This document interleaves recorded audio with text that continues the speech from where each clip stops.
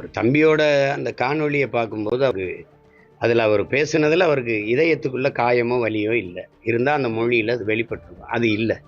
அதை கேட்கும்போது கஷ்டமாக இருக்கு. அந்த நிகழ்வை பொறுத்த வரைக்கும் தம்பி விஜய் அந்த இடத்துக்கு பரப்புரைக்கு போனதுனால தான் இது நிகழுது. நான் போகலைன்னா அது நிகழாதுல்ல. நான் போனதுனால தான் நிகழுது. அப்போ காரணம் யார்? மற்ற இடத்துலலாம் நடக்கலை, இங்கே ஏன் நடந்துச்சுன்னு சொல்கிறது இல்லை. அப்போ அந்த இடத்துல நடக்கணும்னு நினைக்கிறீங்களா? அந்த இடத்துல ஏன் நடக்கலைன்னு நினைக்கிறீங்களா? எல்லா கூட்டத்திலையும் மயங்கி விழுந்தாங்க, இதுலேயும் மயங்கி விழுந்தாங்க. நெரிசலாக இருந்தனால மிதிச்சு அது காயம்பட்டு இறந்து போயிட்டாங்க. அதுதான் மூச்சு திணறல். ஆள் புகுந்தாங்க, கத்தியால் குத்துனாங்கன்னா மருத்துவமனையில் போய் பார்த்தேன். ஒருத்தர் கூட கத்தியால் கீறின காயத்தில் வந்து படுத்திருக்கலையே. காலில் கையில் காயம், கழுத்தில் காயம், எல்லாம் மிதிச்சது.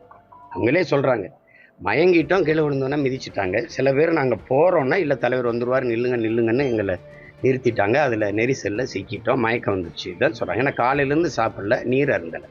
தம்பிக்கிட்டே கேட்குறாரு, தண்ணியை தூக்கி போடுங்க அப்படின்னு. ஒருத்தர் தேவைக்கு போடுறாரு. அப்போ சுற்றி இருக்க எல்லாருக்கும் தாகம் தானே.